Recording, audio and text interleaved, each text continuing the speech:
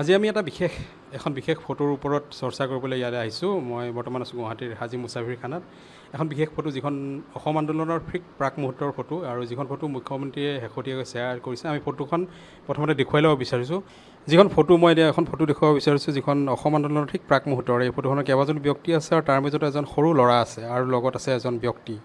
এই ফটোখন শেহতীয়াকৈ মুখ্যমন্ত্ৰীয়ে তেওঁৰ সামাজিক মাধ্যমত আপলোড কৰিছে, আৰু এই ফটোখনক স্মৃতি তেওঁ সোঁৱৰি কিছু কথা উল্লেখ কৰিছে, আৰু লগতে আৰু এখন ফটো দিছে, যিখন ফটো আমি দেখুৱাব চেষ্টা কৰিম। এই ফটোখন হৈছে, সেই সৰু ল'ৰাজন হৈছে বৰ্তমানৰ মুখ্যমন্ত্ৰী হিমন্ত বিশ্ব শৰ্মা। আৰু ফটোখনত আমি আগতে দেখুৱাইছোঁ যে এজন ব্যক্তি, তেওঁ হৈছে বৰ্তমান গুৱাহাটী উচ্চ ন্যায়ালয়ৰ জ্যেষ্ঠ অধিবক্তা নেকিবুৰ জামান। এই ফটোখন তেওঁ আপলোড কৰি সেই সময়ৰ কিছু স্মৃতি ৰোমন্থন কৰিছে। সেই বিশেষ ফটোখনত যিজন ব্যক্তি আছিল গুৱাহাটী উচ্চ ন্যায়ালয়ৰ বৰ্তমানৰ জ্যেষ্ঠ অধিবক্তা নেকিবুৰ জামান ডাঙৰীয়া, তেখেতৰ সৈতে আমি পাতিম আৰু ফটোখনৰ বিষয়ে গোটেই পাতিম। ফটোখনত কেইবাজনো ব্যক্তি আছিল, সেই ব্যক্তিসকলৰ বিষয়ে পাতিম। প্ৰথমতে আপোনাক ধন্যবাদ জনাইছোঁ এইখিনি সময় দিয়া গৈছে। সেই যিখন বিশেষ ফটো মুখ্যমন্ত্ৰীৰ সৈতে আপুনি আছিলে অসম আন্দোলনৰ ঠিক প্ৰাক মুহূৰ্তত, সেই ফটোখনৰ আঁৰৰ কাহিনী অলপমান জনাব। চাওক, 1974 চনৰ পৰাই মই সদৌ অসম ছাত্ৰ সন্থাৰ স্কুলীয়া ছাত্ৰ হিচাপে মই জড়িত হৈছিলোঁ, আৰু তাৰ পিছত জৰুৰীকালীন অৱস্থা বিভিন্ন আন্দোলনৰ মাধ্যমত আহি 1977 চনৰ পৰা আমি নতুনকৈ সদৌ অসম ছাত্ৰ সন্থা পুনৰ গঠন কৰি সেই সমান্তৰাল ছাত্ৰ সন্থাৰ বিৰুদ্ধে প্ৰত্যাহ্বান হিচাপে থিয় হৈ ঠিক তাৰপিছতেই 1978 চনত সম্পূৰ্ণ এখন সদৌ অসম ছাত্ৰ সন্থা গঠন হ'ল। সেই মুহূৰ্তত মই সদৌ গুৱাহাটী ছাত্ৰ সন্থাৰো সভাপতি আছিলোঁ, আৰু সদৌ কামৰূপ জিলা অবিভক্ত সভাপতি মই আছিলোঁ, আৰু সেইমানতে নগাঁও জিলাৰ সভাপতি অবিভক্ত আছিল প্ৰফুল্ল কুমাৰ মহন্ত। ঠিক তেনেকৈ আমি ছাত্ৰ সন্থাটো আৰম্ভ কৰিছিলোঁ। তাৰপিছতেই 1979 চনৰ যেতিয়া প্ৰথমে দৰং জিলা ছাত্ৰ সন্থা, তেখেতসকলে বিদেশী নাগৰিক বহিষ্কাৰ আন্দোলন সম্পৰ্কত আমাৰ বহিৰাগত আছিলে, সেইটো বিদেশী নাগৰিক বুলি তেওঁলোকে আন্দোলন আৰম্ভ কৰিলে। সেই আন্দোলনৰ ধাৰাটো লাহে লাহে আমাৰ সমগ্ৰ অসমতে বিয়পি পৰিল। আমি তেতিয়া সদৌ অসম ছাত্ৰ সন্থাৰ তৰফৰ পৰা সেই বিদেশী নাগৰিক বহিষ্কাৰ মূল আমাৰ দাবী হিচাপে লৈ আমি আমাৰ আন্দোলনৰ কাৰ্যসূচী আৰম্ভ কৰোঁ। আৰু তাৰ প্ৰাক মুহূৰ্তত আমি সেই সময়ত পাটাচাৰকুছিত অনুষ্ঠিত হোৱা এখন সভা, সেই সভাত তেওঁ নিজেইটো তেওঁৰ ইণ্টাৰভিউত নিউজ লাইফত জেৰিড হুছেইনৰ লগত তেওঁ দাঙি ধৰিছিল যে মই ক'লে হয়তো ভাবিব যে এইটো এনেও হ'ব পাৰে। তেখেতে নিজে কৈছিল যে তেখেতে প্ৰথমতে এই লাইনটোলৈ কেনেকৈ আহিল, চিন্তাধাৰা ক'ৰ পৰা আহিল। তেতিয়া স্পষ্টভাৱে মোৰ কথাখিনি কৈছে যে মোক এনেকৈ পাটাচাৰকুছিত মোৰ মামাৰ ঘৰলৈ যাওঁতে তেতিয়া গম পালোঁ যে নেকিবদা তালৈকে আহিছে। তাৰপিছত মই গৈ লগ ধৰিলোঁ, আৰু তেতিয়া মোক তেওঁ বলপূৰ্বকভাৱে খুব জোৰ কৰি মোক তাতে বক্তব্য ৰাখিবলৈ, কিখিনি ক'ব লাগে সেইখিনি শিকাই দিম ৰাখিবলৈ তেখেতে কৈছিল। সেইটো মোৰ প্ৰাৰম্ভণি বুলি তেওঁ নিজেই এটা সময় ইণ্টাৰভিউ দি থৈ গৈছে। তাৰপিছত এই ফটোখনৰ কথা যদি ক'বলৈ যায়, তেওঁ তেতিয়া ষষ্ঠমান বা সপ্তম ষষ্ঠৰ ভিতৰত কামৰূপ একাডেমীৰ ছাত্ৰ। সেই সময়ত কামৰূপ একাডেমীৰ যি প্ৰতিনিধি আছিল, এই প্ৰতিনিধিত তেওঁ আহিছিল, আৰু প্ৰায় ইমান এক্টিভলি, ইমান মানে কষ্ট কৰিব পৰা, আমাৰ প্ৰতিটো কামত যিখিনি আমি সহযোগ কৰিব লাগে সেই গোটেই কামবিলাকত সহযোগ কৰা, বাতৰি কাকতলৈ বাতৰি পৰ্যন্ত প্ৰেৰণৰ দায়িত্ব তেওঁৰ হাতত থাকে। ঠিক তেনেকৈ আৰু নিশা, মানে তেওঁ সৰু ল'ৰা, নিশা যেতিয়া মই চানমাৰীত যিটো মোৰ বাসস্থান, মই তেতিয়া আমাৰ খুব বেছি দামী গাড়ী এখনে আমি লৈছিলোঁ, এখন এম্বেচাডৰ গাড়ী আছিল। ৰাতি মই সেই এম্বেচাডৰ গাড়ীৰে মই ঘৰলৈ যোৱা মুহূৰ্তত তেখেতসকলে তেতিয়া আমাৰ মামায়েকৰ ঘৰ ইয়াত গান্ধীবস্তিত পৰিয়াল থাকে, তেতিয়া মই এইপিনেদি গৈ এই মানে গান্ধীবস্তিৰ ৰাস্তাত তেখেতৰ ঘৰৰ কাষত নমাই থৈ আমি গুচি যাওঁ। এনেকৈ এটা পৰিৱেশত মাজত বিভিন্ন সভা সমিতিত পালোঁ। তাৰপিছত তেখেতে সদৌ অসম ছাত্ৰ সন্থাৰ অন্যতম এটা কাৰ্যালয় আমাৰ গুৱাহাটী বিশ্ববিদ্যালয়, তাতে গৈ তেখেতে বিহু ফুকন, প্ৰফুল্ল মহন্ত সকলৰ লগতো সম্পৰ্ক স্থাপন হ'লে, আৰু সকলোৰে হৈ কাম কৰি ইমান কৰ্মস্পৃহা আৰু ইমান কষ্ট কৰিব পাৰে সেই সময়ৰ পৰা আমাৰ চকুত আমি লক্ষ্য কৰি আহিছোঁ।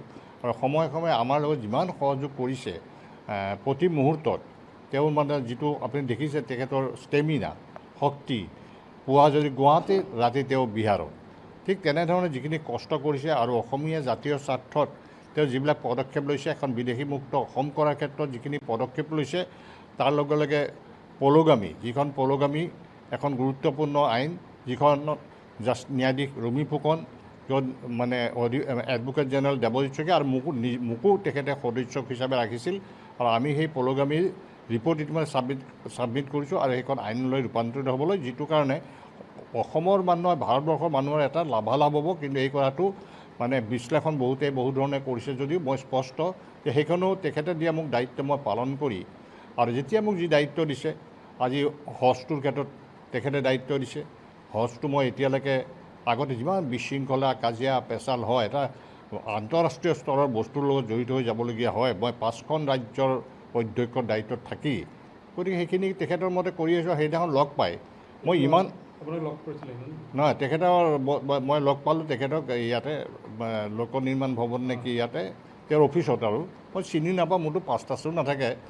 তেখেতৰ পৰা অফিচৰ পৰা মই ফোন কৰোঁতে তাৰ আগদিনা মই অচিনাৰী চৰকাৰ মই আগতে পোৱা নাই, তেখেতৰ বিশেষ কথাৰ কাৰণে বিচাৰিছিল। মই কথাখিনি পাতি আহিছোঁ, যিটো অসমীয়া জাতিৰ স্বাৰ্থৰ লগত জড়িত থকা।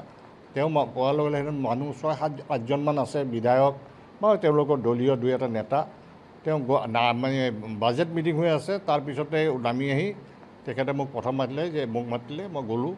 সেই আগৰ যিটো হিমন্ত বিশ্ব শৰ্মা মোৰ দৃষ্টিত, কাৰ লগত কি ব্যৱহাৰ মই নাজানো, মোৰ দৃষ্টিত লগে লগে নিকিতা আহক তমুক লগত লৈ তেওঁ মানে কথাবিলাক ক'লে। আৰু মানে এইখন 78 বা 79 ভিতৰত। সেই ফটোখনৰ বিশেষ এটা সৰু ল'ৰা ছোৱালীতকৈ দেখিছোঁ, এইজনে আছিল সেই সময় এনেকুৱা বহু ফটো মোৰ তাতে এতিয়াও আছে। এই বিশেষ মোৰ ফটোখনৰ কথা কি কৈছে, মুখ্যমন্ত্ৰীয়ে নিজেই ফটোখন দিছে। হয়, নিজে দিছে। এই ফটোখনত কোন কোন আছিলে? এইটো মোৰ লগত আছোঁ, মই আছিলোঁ, মোৰ তেওঁ হিমন্ত বিশ্ব, বহি আছে প্ৰফুল্ল মহন্ত, কাষত আছে ভিগু কুমাৰ ফুকন, আৰু ইপিনে মোৰ অলপ সন্দেহ হৈছে, আধা মই দেখিছোঁ ললিত ৰাজখোৱা হ'ব লাগে। পিছপিন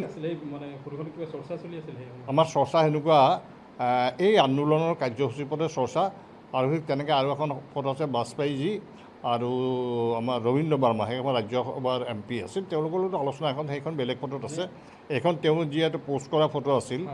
এইখন ফটোত আমাৰ মানুহ, আৰু পিছপিনে দুজন আছে, দীনেশ দাস আৰু শচীন বৈশ্য বুলি, মই দুজনকে চিনি পাইছোঁ। এওঁ আমাৰ ৰেলৱে কৰ্মচাৰী, ইতিমধ্যে অৱসৰ লৈছে, আৰু শচীন বৈশ্যক মই আৰু লগ নাপালোঁ। কি চাই আছিলতো গম নাপাওঁ সেই সময়ত। তেওঁ সেনেকুৱা বস্তু কিবা আয়ত্ব কৰি লয়, ক'ৰবাত গৈ কিবা এটা চাই লয়, ঠিক তেনেধৰণে পৰিৱেশৰ লগত মিলি যায়। গতিকে সেইখিনি গুণানৰ কাৰণে আজি ভাৰতবৰ্ষত তেওঁ উল্লেখযোগ্য নাম এটা মানে ইতিমধ্যে উত্থাপিত হৈছে। কিবা নহয় কিবা এটা কোনটো লাইনত যায় নাযাওক, সময়ে সময়ে মই বহুতৰ ওচৰতে পাইছোঁ, কিন্তু মই ভবা নাই যে তেওঁ এনেকুৱালৈকে যাবগৈ। তাৰপিছত তেওঁ নিৰ্বাচনত হাৰিছেও, কংগ্ৰেছৰ পৰা 96ত, 2001ত তেওঁ জয়লাভ কৰিলে। এই এটা গতিতে তেওঁ গৈ আছে আৰু এতিয়ালৈকে। মই পৰিৱৰ্তন মানে শুনক, কেতিয়াবা মানুহ বিৰক্তি হোৱা যায়, মানুহটো কেতিয়াবা হয়তো ক'ৰবাত ইফাল সিফাল কৈছে, যদি মই মোৰ ক্ষেত্ৰতো মই দেখা নাই। আৰু মানুহৰ ক্ষেত্ৰত মানুহে যিটো মামাকৈ যি এক পৰিৱেশ সৃষ্টি কৰিছে, য'তেই গৈছে সকলোৱে আঁকোৱালি লয়, সকলোৱে তেখেতক যাৰ যি বিপদ হৈছে লগে লগে লিখি দিছে, লগে লগে DC SP মাতি আনি দায়িত্ব দিছে, লোকেল MLA দায়িত্ব দিছে, স্বাস্থ্যৰ ক্ষেত্ৰতে হওক, শিক্ষাৰ ক্ষেত্ৰতে হওক। যিধৰণে তেওঁ মানুহখিনি মানুহৰ মাজত গ'ল, তেওঁ BJP কৰ মন্ত্ৰী, কংগ্ৰেছৰ কি মন্ত্ৰী, প্ৰশ্ন নাই যে হিমন্ত বিশ্ব শৰ্মা এজন মানুহ হিচাপে ইতিমধ্যে অসমৰ বিভিন্ন জাতি, বিভিন্ন গোষ্ঠী, বিভিন্ন সম্প্ৰদায়ৰ মাজত জনপ্ৰিয়তা। আগন্তুক তেওঁ আৰু উন্নতি হওক, আমি বিচাৰিম যে তেখেতে আৰু উন্নতি, আৰু অসমীয়া জাতিৰ স্বাৰ্থত বিশেষভাৱে আমাৰ এটাই দাবী, মই আগতেও কৰিছোঁ, বিদেশী নাগৰিক আমাৰ চুক্তি অনুযায়ী বিদেশী নাগৰিকখিনি বহিষ্কাৰ হ'ব লাগে। আৰু কাখন ক্ষেত্ৰত আৰু ক্ল'জ 6 যিখন বিপ্লৱ শৰ্মা আয়োগৰ আছিল, সেই ক্ল'জ 6খন যদি ইয়াত তেওঁলোকে কাৰ্য পৰিণত কৰে, অসমীয়া জাতি, ভাৰতবৰ্ষৰ প্ৰতিটো জনগোষ্ঠী এটা ৰক্ষণাবেক্ষণ হ'ব বুলি কৈছে। সেই আইনখন আমি যিটো অসম আন্দোলনত আমাৰ নাছিলে, চুক্তিত আমাৰ নাছিলে কাখনৰ ক্ষেত্ৰত, এতিয়া সেইখন জাপিত দিয়াত সেইখন মই ব্যক্তিগতভাৱে অসম চুক্তিখনো মই বিৰোধিতা কৰি আহিছিলোঁ। কাৰণ মই মৃত্যু সংকল্প লৈছিলোঁ 51 চন বুলি। 51 to 71 হোৱা যি ৰাজনীতিৰ মাজত সেইবিলাক কথা মই আজি ক'বলৈ নাযাওঁ, এখন ডাঙৰ তথ্য থকা ৰাজনীতি। আৰু আমাৰ যিমান শ্বহীদ হৈছে, প্ৰথম শ্বহীদটো খৰ্গেশ্বৰ তালুকদাৰ মোৰ হাততে হৈছে, সকলোৱে জানে। গতিকে মই এটা শ্বহীদৰ প্ৰতি মোৰ এটা দায়বদ্ধতা আছে। সেইকাৰণে মই কৈছোঁ যে 51 to 71 হ'ল, আৰু 51 পৰা 71 হোৱাৰ যেতিয়া চুক্তি হ'ল 85, তাৰ আগলৈকে অলৰেডি সেই আন্দোলন এই আটাইবোৰ শ্বহীদ তেতিয়া হৈছে, তাৰপিছত হোৱা নাই। গতিকে তেওঁলোকে শ্বহীদসকলেও কিন্তু 51 বুলিয়েই শ্বহীদ হৈ গ'ল। সেই ক্ষেত্ৰত মোৰ ক'বলগীয়া আছে, কিন্তু এতিয়া চৰকাৰে যিহেতু কৈছে চুক্তিৰ মাধ্যমত তেওঁলোকে, কিন্তু চুক্তিখনৰ ক্ষেত্ৰতে আমি 20 বছৰ এক্সট্ৰা ল'লোঁ। গতিকে চুক্তিখনৰ মাধ্যমেৰে তেখেতে যদি কাৰ্যক্ষেত্ৰতে গোটেই কথাখিনি পৰিণত কৰে, আৰু তাৰ লগে লগে ক্ল'জ 6খনৰ জৰিয়তে যাতে আমি ৰক্ষণাবেক্ষণ পাওঁ, তাৰ ব্যৱস্থা ল'বলৈ আমি তেখেতক আহ্বান জনাইছোঁ, অনুৰোধ জনাইছোঁ।